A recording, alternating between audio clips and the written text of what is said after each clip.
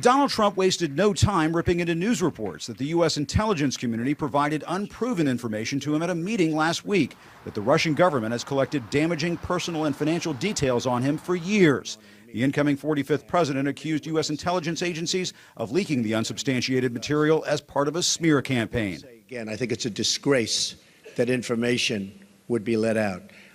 I saw the information, I read the information outside of that meeting. It's all fake news. It's phony stuff.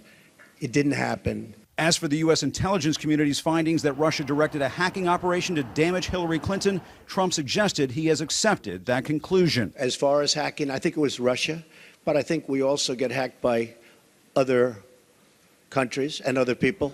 But he said there's nothing wrong with being friends with Russian President Vladimir Putin. If Putin likes Donald Trump, I consider that an asset, not a liability. But Trump is still refusing to release his tax returns to prove that he has no business interests at stake in Russia. You know, the only one that cares about my tax returns are the reporters, okay? They're the only ones. And the president-elect refused to take follow-up questions from this reporter on whether any of his associates had contacts with Russian officials during the campaign. Not you. Can you give us a chance? Your organization You are is attacking terrible. our news organization. Your organization Can you give us a terrible. chance Let's to ask go. a question, sir? Go ahead. Sir, can Quiet. you state, Quiet. Mr. President-elect, Go ahead. Can you state She's asking a categorically- question. Mr. Don't be rude. President-elect, can you give us a question? Don't be You're rude. attacking us. Can you give us a question? Don't be rude. Can you No, I'm give not us a going to give you a question? question. I'm not going to give you a question. Can you state categorically? You are fake news. Sir, Trump finally answered the question as he was leaving the room, denying there were any contacts. The news conference was originally scheduled to lay out Trump's plans to place his vast empire in a trust run by his sons Don Jr. and Eric. As a president, I could run the Trump Organization, great company, and I could run the country. I do a very good job, but I don't want to do that. To avoid a constitutional ban on Trump receiving gifts from other countries, his attorney revealed profits from foreign government officials staying at his hotels will be donated to the U.S. Treasury. This way, it is the American people who will profit. Trump did take on other topics, vowing he will sign a bill to replace Obamacare just as soon as the health care law is repealed. It'll be repeal and replace. It will be essentially simultaneously. And he promised once again Mexico will reimburse the U.S. for a wall on the border, right after U.S. taxpayers foot the bill first. On the fence. It's not a fence, it's a wall. You just misreported it. We're going to build a wall. Thank you very much. It's very familiar territory, news conferences. I think we probably maybe won the nomination because of news conferences. I think we have one of the great cabinets ever put together. I appointed today the head secretary of the Veterans Administration, David Shulkin. I think it's a disgrace that information would be let out. And that's something that Nazi Germany would have done and did do. It's all fake news. It's phony stuff. And as far as CNN going out of their way to build it up, go ahead. Sir, Quiet. Quiet. Mr. President-elect, Go ahead. Can you state She's asking a question. Don't be rude. President-elect, can you give us a question? Don't be You're rude. attacking us. Can you give us a question? Don't be rude. Can you No, I'm give not us a going to give you a question? question. I'm not going to give you a Can you question. state categorically? You are fake news. Sir. If Putin likes Donald Trump, I consider that an asset, not a liability. I don't know that I'm going to get along with Vladimir Putin. I hope I do, but there's a good chance I won't. As far as hacking, I think it was Russia, but I think we also get hacked by other countries. We have much hacking going on. I could actually run my business and run government at the same time. I don't like the way that looks. He directed me and my colleagues at the law firm Morgan, Lewis & Bockius to design a structure for his business empire that would completely isolate him from the management of the company. But every president since the 70s has Oh, had gee, a I've wire never audit heard that. from the IRS. The Gee, last I've never 6 heard that that. released him. But as a I've never heard president, that. sir, is You know, the only one that making cares about my tax returns are the reporters. Okay. You don't think the only American ones. public is But concerned no, about I don't think so. I won. Obamacare is the Democrats' problem. We are going to take the problem off the shelves for them. It'll be repeal and replace. It will be essentially simultaneously. I'll be making the decision on who we will put up for Justice of the United States Supreme Court. That will be probably within 2 weeks of the 20th. I don't feel like waiting a year or a year and a half. We're going to start building. Mexico will reimburse us. All countries will respect us far more than they do under past administrations. You're fired. There are two categories of news. Let me take on the first one that has to do with us, CNN. At the beginning of the press conference, Sean Spicer, who's going to be the White House press secretary, suggested that both BuzzFeed and CNN published this dossier full of uncorroborated rumors. That's not true.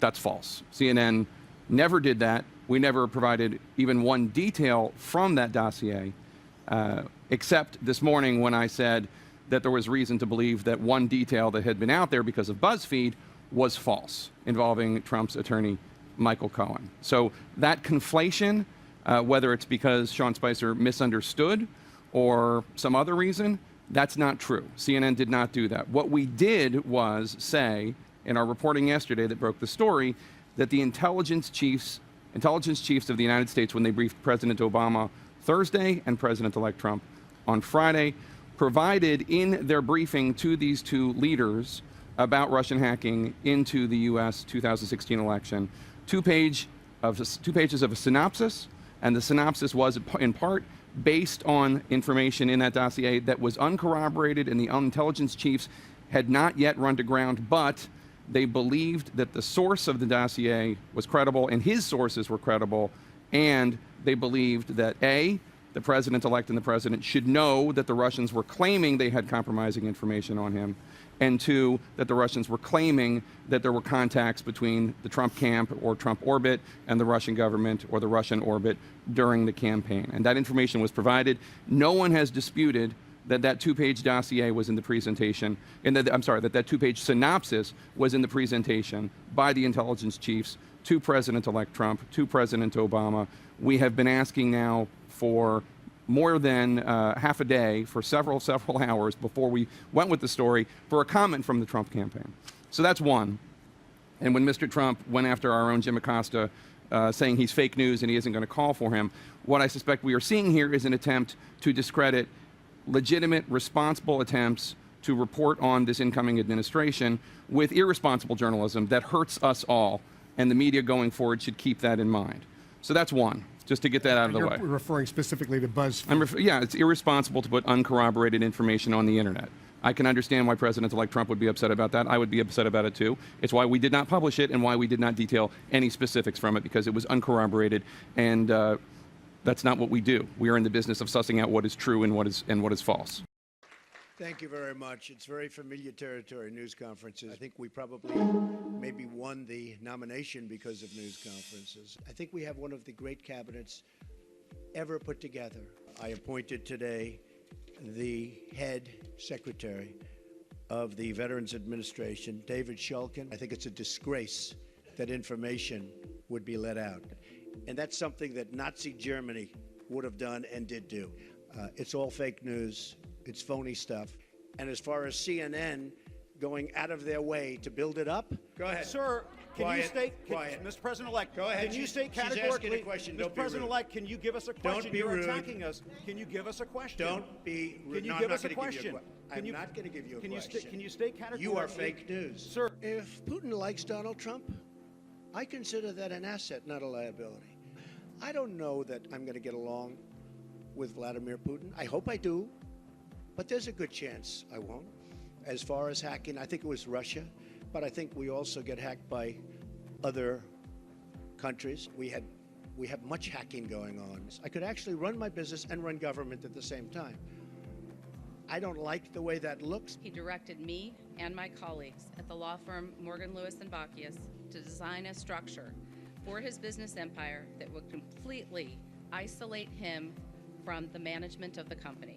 But every president since the 70s has had a gee, I've required never audit heard that. from the IRS. The Gee, last I've never 6 heard have that. released him. But as I've never heard president, that. sir, as You know, the only taking one that off. cares about my tax returns are the reporters. Okay? You don't think the They're American the only public ones. is concerned No, about I that? don't think so. I won. Obamacare is the Democrats' problem. We are going to take the problem off the shelves for them. It'll be repeal and replace. It will be essentially simultaneously. I'll be making the decision on who we will put up for Justice of the United States Supreme Court. That will be probably within 2 weeks of the 20th.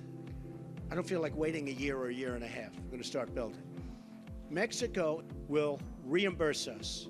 All countries will respect us far more than they do under past administrations. You're fired. We're going to build a wall. I could wait about a year and a half until we finish our negotiations with Mexico, which will start immediately after we get to office, but I don't want to wait. Mike Pence is leading an effort to get final approvals through various agencies and through Congress for the wall to begin. I don't feel like waiting a year or a year and a half. We're going to start building. Mexico, in some form, and there are many different forms, will reimburse us, and they will reimburse us for the cost of the wall. That will happen, whether it's a tax or whether it's a payment, probably less likely that it's a payment, but it will happen. So remember this, okay? I would say we are going to build a wall, and people would go crazy. I would then say, who's going to pay for the wall? And people would all scream out, 25, 30,000 people, because nobody's ever had crowds like Trump has had. You know that. You don't like to report that, but that's okay. Okay, now he agrees. Finally, he agrees.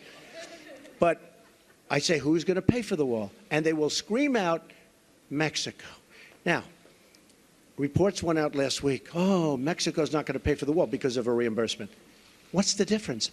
I want to get the wall started. I don't want to wait a year and a half until I make my deal with Mexico. Okay. Well, since President Rodrigo Duterte took office last June, the Los Angeles Times reports that roughly over 6,200 people have been killed in the Philippines by police and vigilantes in alleged drug raids. In your view, is this the right way to conduct an anti-drug campaign? Senator, the U.S., America, and the people of the Philippines have a long-standing friendship. And I think it's important that we keep that in perspective in engaging with the government of the Philippines, that long-standing friendship, and they have been an ally, and we need to ensure that they stay an ally. That's correct, Mr. Tosin, but my question is about the 6,200 people that have been killed in these alleged drug raids. Do you believe that that is an appropriate way to conduct that operation, or do you believe that it is something that's conducive to human rights violations that we should be concerned about and condemning? Senator, confirmed. Again, it's an area that I'd want to understand in greater detail in terms of the facts on the ground. I'm not disputing anything you're saying because I know you have access to information that I do not have. This is from the Los Angeles Times. Well, again, I'm not going to rely on solely what I read in the newspapers. I will go to the facts on the ground. I'm sure there's good, credible information available through our various government agencies. Those who are committed to equal justice in our society wonder whether Senator Sessions' call for law and order will mean today what it meant in Alabama when I was coming up back then. The rule of law was used to violate the human and civil rights of the poor, the dispossessed, people of color. I was born in rural Alabama, not very far from where Senator Sessions was raised. There was no way to escape or deny the chokehold of discrimination and racial hate that surrounded us. I saw the signs that said white waiting, colored waiting. I saw the signs that said white men, colored men, white women, colored women. I tasted the bitter fruits of segregation and racial discrimination. Segregation was the law of the land that ordered our society in the Deep South. Any black person who did not cross the street when a white person was walking down the same sidewalk, who did not move to the back of the bus, who drank from a white water fountain, who looked a white person directly in their eyes, could be arrested and taken to jail. The forces of law and order in Alabama were so strong that to take a stand against this injustice, we had to be willing to sacrifice our lives for our cause.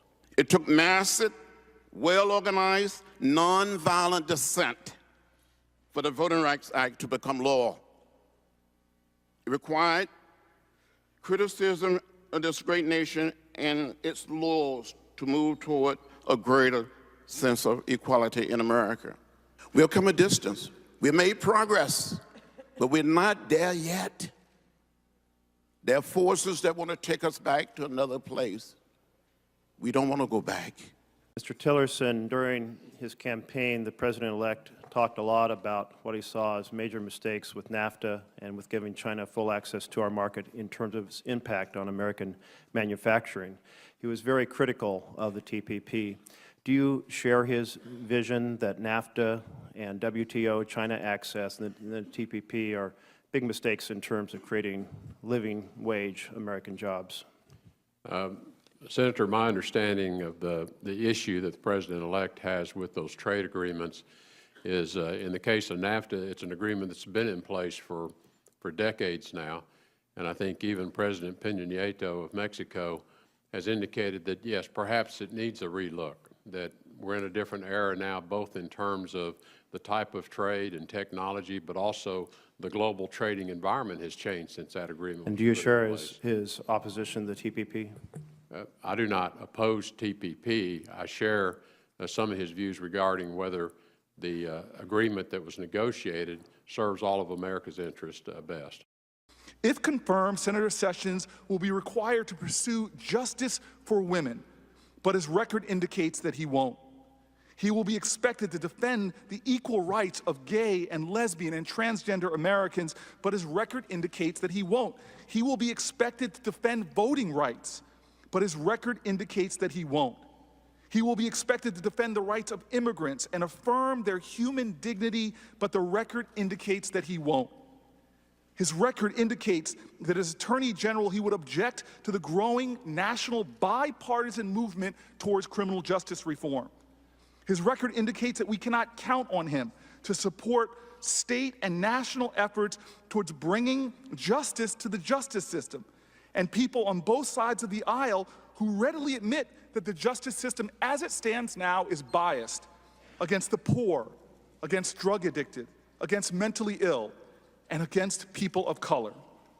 His record indicates that at a time that even the FBI director is speaking out against implicit racial bias in policing and the urgent need to address it, at a time when the last two attorney generals have taken steps to fix our broken criminal justice system, at a time when the Justice Department he would lead has uncovered systemic abuses in police departments all over the United States, including Ferguson, including Newark, Senator Sessions would not continue to lead this urgently needed change. The next Attorney General must bring hope and healing to this country. And this demands a more courageous empathy than Senator Sessions' record demonstrates. It demands an understanding that patriotism is love of country, and love of country demands that we love all of our citizens, even the most marginalized, the most disadvantaged, the most degraded, and the most unfortunate. Challenges of race in America cannot be addressed if we refuse to confront them. Persistent biases cannot be defended unless we combat them. The arc of the moral universe does not just naturally curve towards justice, we must bend it. If one is to be Attorney General, they must be willing to continue the hallowed tradition in our country of fighting for justice for all, for equal justice, for civil rights. America needs an Attorney General who is resolute and determined to bend the arc. Senator Sessions' record does not speak to that desire, intention, or will. Well, Wolf, at the beginning of that news conference, Donald Trump indicated that he was not going to call on me or call on CNN. He sort of pointed at me at one point and then waved his hand as if you're not going to get a question. And then as the news conference went on, as you heard, he was attacking this news organization repeatedly. And I felt it was only fair that if our news organization is going to be attacked, that we get a chance to ask a follow-up question about what Donald Trump was talking about. And fortunately, my colleague Cecilia Vega over ABC did ask a question that I was going to ask, which is, did Donald Trump have any contacts who were in contact with the Russians in the context of this campaign? She actually did not get an answer on that question. I don't know if you noticed that at the podium, but as he was going to the elevators, we all were asking him again to answer that question, and he said no, that nobody associated with him or his campaign was in contact with the Russians during the context of that campaign. So I do want to pass on that little bit of news along, because he did not answer that question formally during that news conference. I should also tell you that at one point during this news conference, just in the interest of full disclosure, and so everybody knows what's going on and what was happening in the room, after I asked and I guess you might say demanded that we have a question, Sean Spicer, the incoming press secretary, did say to me that if I were to do that again, I was going to be thrown out of this press conference. Of course, Wolf, I had to persist there and try to get that question asked. But in the end, the question was asked, and a lot of questions were asked during this press conference. Donald Trump did provide some answers. As you said, Wolf, he is taking the position that this report that the intelligence community warned him that the Russians might have compromising information on him. And he is describing that as fake news, and he's holding to that position. What does it feel like to hold him again? I know it's been a few days. Super nice.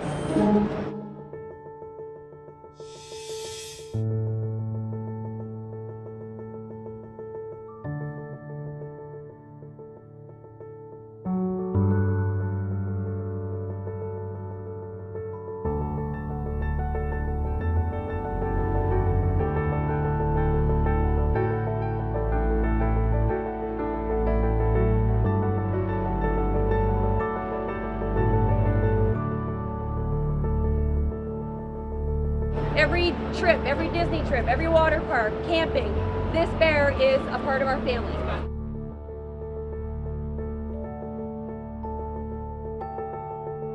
I'm happy to have him back. As far as hacking, I think it was Russia, but I think we also get hacked by other countries and other people. And I can say that, you know, when we lost 22 million names and everything else that was hacked recently, they didn't make a big deal out of that. That was something that was extraordinary. That was probably China. We have much hacking going on, and one of the things we're going to do, we have some of the greatest computer minds anywhere in the world that we've assembled. You saw just a sample of it 2 weeks ago up here, where we had the 6 top people in the world. They were never in the same room together as a group. And we're going to put those minds together, and we're going to form a defense. And I have to say this also. The Democratic National Committee was totally open to be hacked. They did a very poor job. They could have had hacking defense, which we had. And I will give Reince Priebus credit, because when Reince saw what was happening in the world and with this country, he went out and went to various firms and ordered a very, very strong hacking defense. And they tried to hack the Republican National Committee, and they were unable to break through.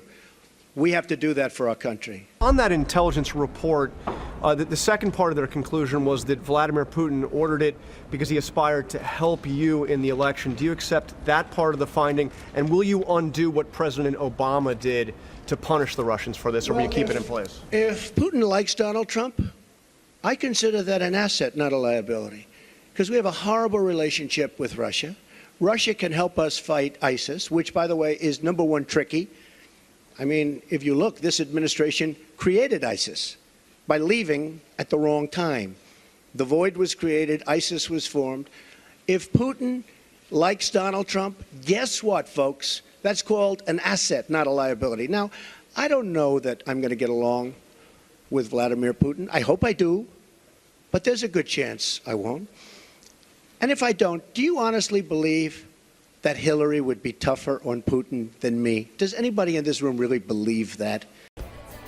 Auto executives facing uncertainty over Trump's trade and tax policies could delay or rethink their investments in Mexico. Well, to my knowledge, the new president has not taken office. And we have worked well with our former administrations, and we expect the same to happen with the new administration. Fiat has confirmed plans to create 2,000 jobs at Fiat Chrysler's U.S. factory. The carmaker also said it could potentially move a production line from Mexico to Michigan. Last week, Ford scrapped plans to build a $1.6 billion Focus plant in Mexico and said it would invest $700 million in a factory in Michigan.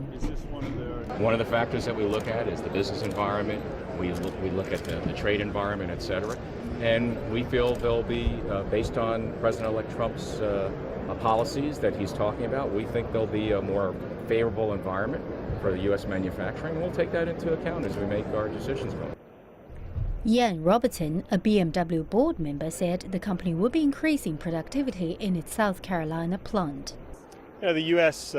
is our second largest market in the world. Our largest plant in the world is in South Carolina, in Spartanburg.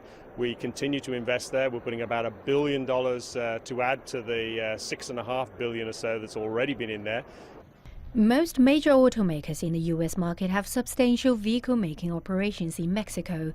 Trump praised Ford and Fiat Chrysler's latest announcements on his Twitter account on Monday. Executives at many of these automakers said their investment decisions are driven by business considerations, not Trump's comments. We're going to be submitting, as soon as our secretary is approved, almost simultaneously, shortly thereafter, a plan. It'll be repeal and replace. It will be essentially simultaneously.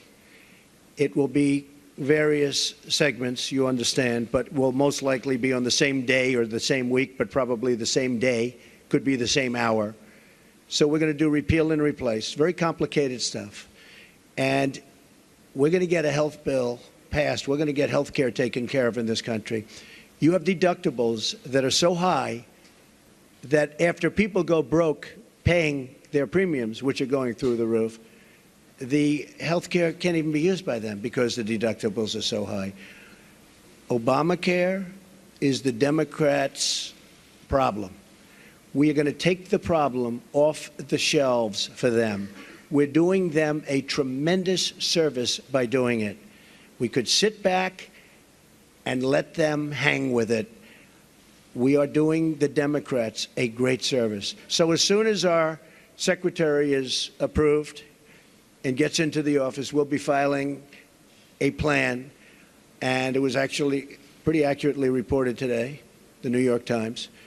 And the plan will be repeal and replace Obamacare.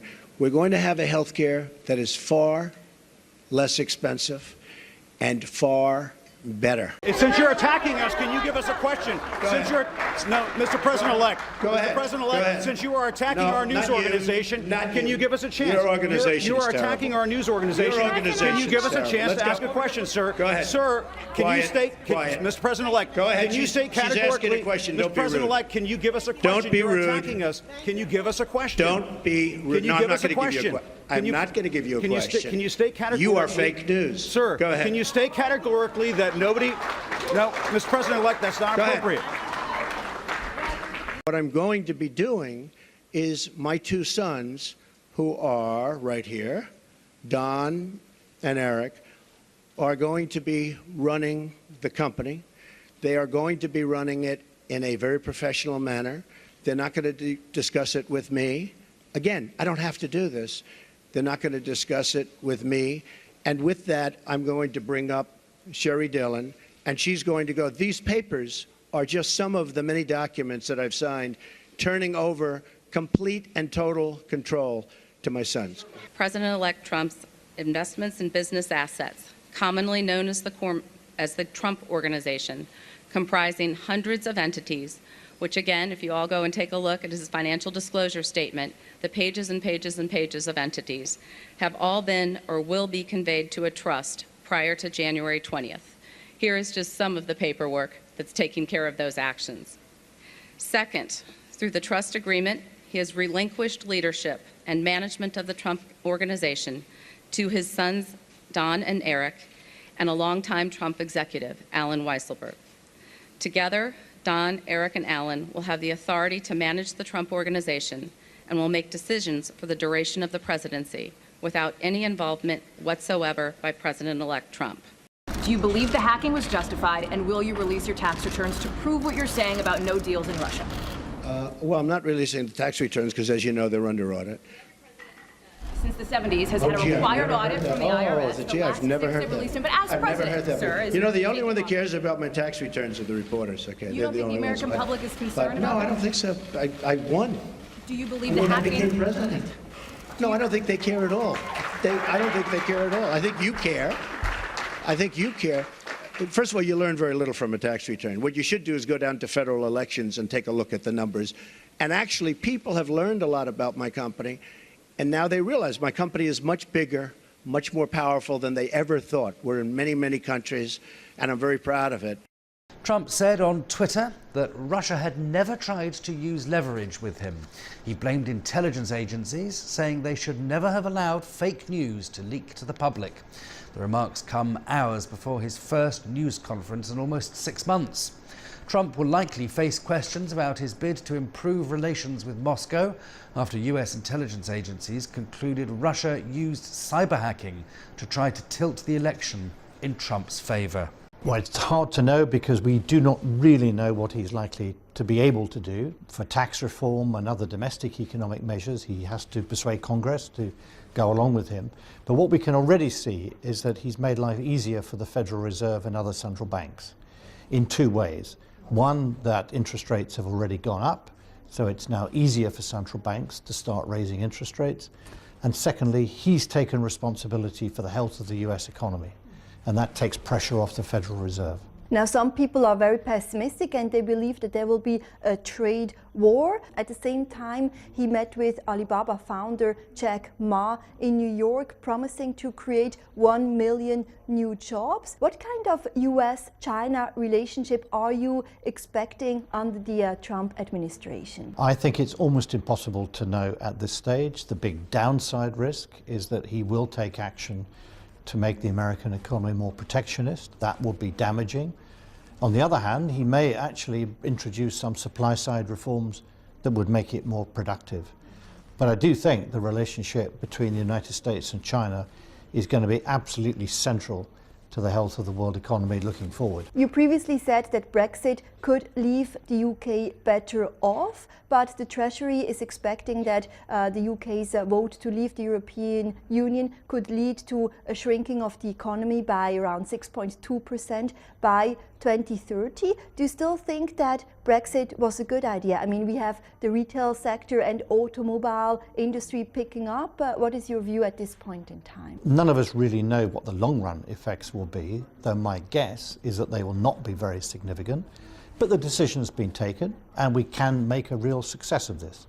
It gives Britain an opportunity to have its own immigration policy and its own trade relationships with other countries. Governor Mark Carney will stay at the helm of the Bank of England until 2019. What kind of monetary policy direction are you expecting from him until the end of his term? Well, I think everyone's very pleased that he's going to stay an extra year.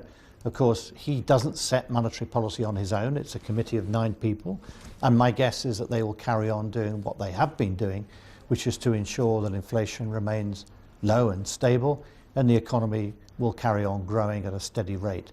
Britain is the fastest large industrialized economy in the world that's growing rapidly this year. What is the most important reform, in your opinion, that the banking industry around the world needs to make? Well, what we saw in 2008 was a repeat of something that we've seen many, many times in the past, which is that banks which lend long-term and finance themselves short-term, when people lose confidence in those banks, the money disappears and you get a bank run or a bank crisis. And what we have to do is to recognize that in a crisis, only the central bank can supply liquidity, but that we need to make sure that banks take out an insurance policy. In other words, they take their assets to the central bank in normal times to guarantee access to a cash credit line when there is a crisis. I call this a new role for central banks, a pawnbroker for all seasons. And I describe it in my book, The End of Alchemy, and I think this one reform could do more to ensure the stability and safety of the banking system than anything else.